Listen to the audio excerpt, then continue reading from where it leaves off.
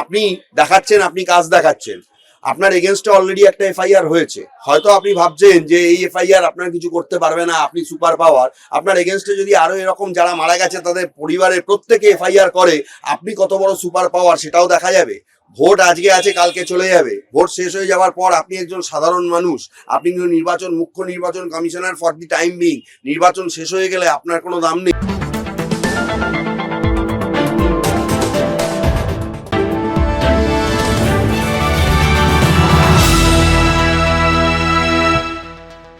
ভোটের আগে প্রশাসনিক রদবদল, তোলপাড় রাজ্য রাজনীতি, নির্বাচন কমিশন বনাম তৃণমূল কংগ্রেস, সংঘাত চরমে। কমিশনের সিদ্ধান্তকে চ্যালেঞ্জ জানিয়ে সুপ্রিম কোর্টের দ্বারস্থ তৃণমূল।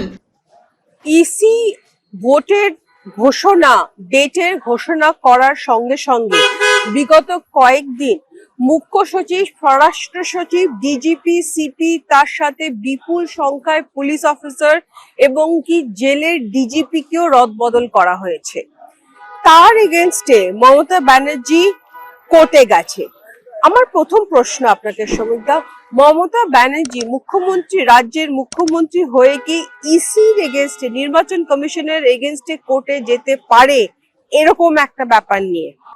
দেখুন, আমি একটা কথা বলি যে এই মুখ্যমন্ত্রী, তিনি তার কাছে সরকারও যা, তার কাছে তৃণমূল কংগ্রেসও তাই, আমার সেটা মনে হয়। যেভাবে উনি এতদিন চালিয়ে এসেছেন, সরকারের কতটা অসুবিধা জানি না, সরকারে তিনি হয়তো আর থাকতে পারবেন না, সরকারে বসে চিটিংবাজি গুলো করতে পারবেন না, এটা তিনি বুঝতে পারছেন। তার পছন্দের লোকগুলোকে সরিয়ে দেওয়া হচ্ছে।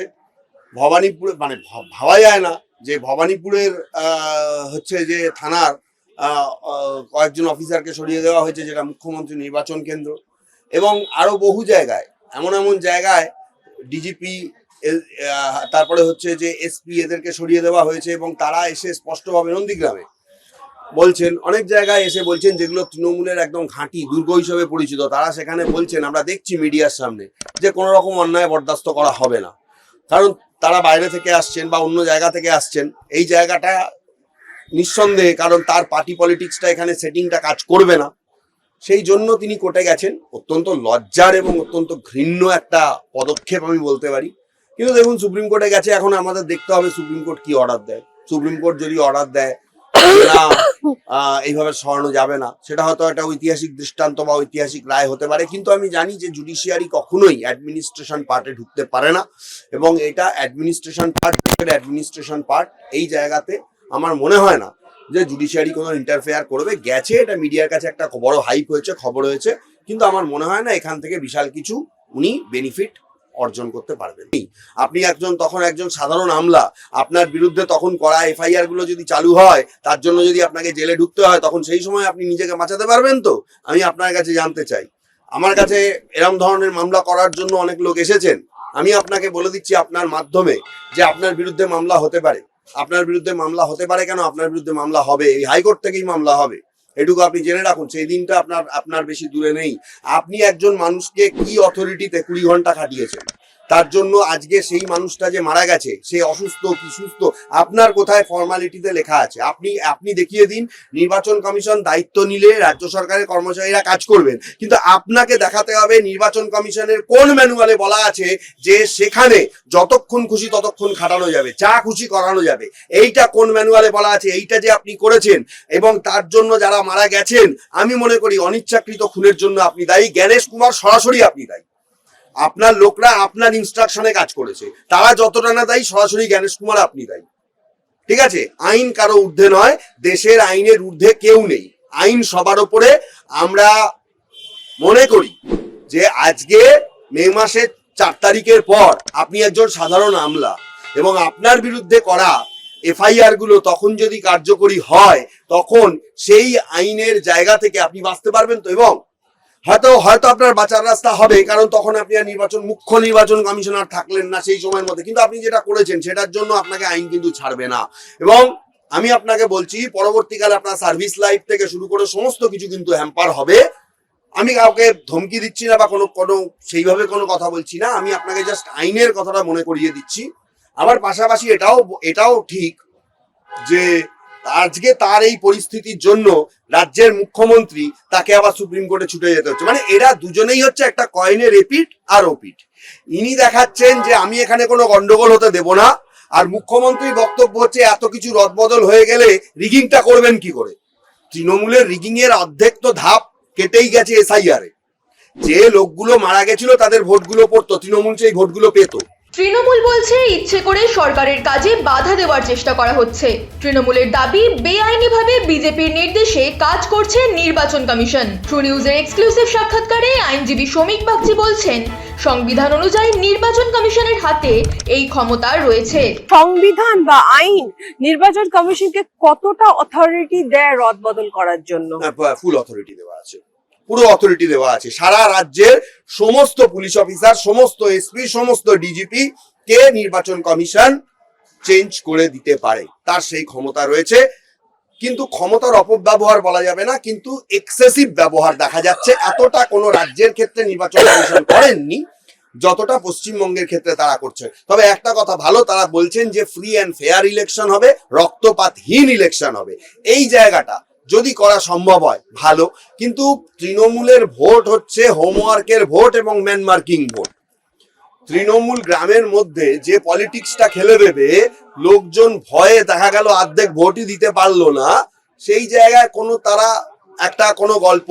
তবে এইটা সত্যি কথা, নির্বাচন কমিশনের যদি দম থাকে, কোনো জায়গায় তৃণমূলের কোনো ঘটনার জন্য আধ ঘন্টাও যদি ভোট বন্ধ থাকে সেখানে রিপোলিং করতে হবে, তবে আমি বুঝবো যে হ্যাঁ, জ্ঞানেশ কুমার অনেক বড় কমিশনার।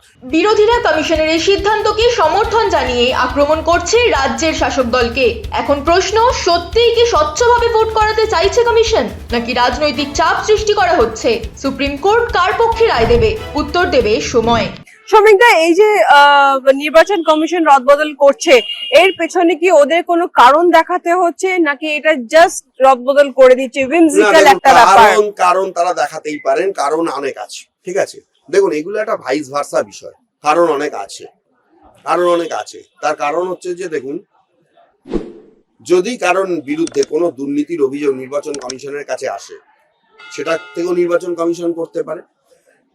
যে কোনো দলের অভিযোগে করতে পারে, কোনো ক্যান্ডিডেট, কন্টেস্টিং ক্যান্ডিডেট যে কোনো দলের, তার অভিযোগে করা সম্ভব। অথবা নির্বাচন কমিশনকে নিজস্ব পাওয়ার দেওয়া আছে, সেটাও তিনি করতে পারেন। শুধু রদবদল করার ক্ষেত্রে, যার জন্য মুখ্যমন্ত্রী এত কিছু বলে চিৎকার চেঁচামেচি করে, তিনিও জানেন যে দেশে কোনো আইন নেই, তাকে সুপ্রিম কোর্টে আবার ছুটতে হয়েছে মামলা করার জন্য। এইখানে কোনো দলের কোনো এখানে কিছু করণীয় নেই। প্রধানমন্ত্রী ওয়ান নেশন ওয়ান ভোট কেন দিতে পারলেন না? আমার তো মনে হয় ওয়ান নেশন ওয়ান ভোট করলে লোকসভা ভোটে চরম ভরাডুবি বিজেপির এই রাজ্যে হতে পারতো বলে হয়তো দিতে পারলেন না।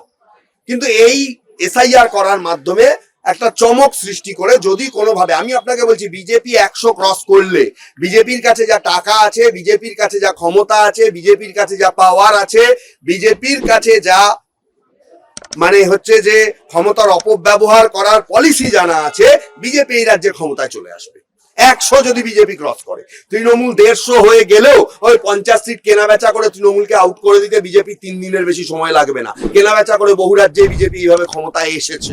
মুখ্যমন্ত্রী এবার তো হাইকোর্টে গেছেন, কিন্তু এবার যদি সুপ্রিম কোর্টে যায়, সুপ্রিম কোর্টেই গেছেন উনি। আচ্ছা, উনি সুপ্রিম কোর্টেই গেছেন, তাহলে সুপ্রিম কোর্ট আপনার মনে হচ্ছে কোনোভাবেই এই নির্বাচন কমিশনের এগেনস্টে এবং মুখ্যমন্ত্রীর ফরে ফেভারেবল কোনো এখানে দেখানোর মতো কোনো আইন সেরকম ভাবে আছে বলে আমার মনে হয় না।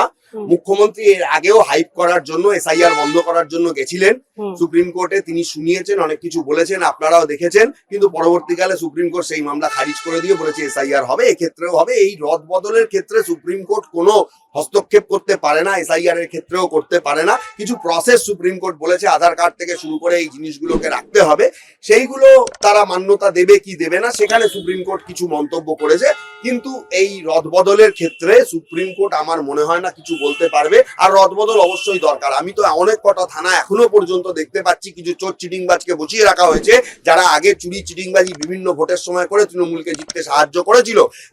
এই আমি বলবো জ্ঞানেশ কুমার যদি এই রদবদল করে থাকে, আরো রদবদল করুক। রদবদল করার পূর্ণ পাওয়ার তার রয়েছে, এবং দুরন্ত দামাল তৃণমূলকে, পয়সা চোর, চাকরি চোর, হচ্ছে যে কি বলবো, সমস্ত কিছু চোর তৃণমূলকে থামানোর জন্য যদি বিজেপি এরকম নির্বাচন কমিশনের মাধ্যমে একটা খেলা খেলে থাকে, তাহলে তৃণমূল দম থাকলে করে দেখাক। এবং তৃণমূলের সেই সব নেতাকে বলবো যারা বলছেন যে 200 পার হয়ে যাবে, এই পার হয়ে যাবে, সেটা ভোটের রেজাল্ট খুললে বোঝা যাবে।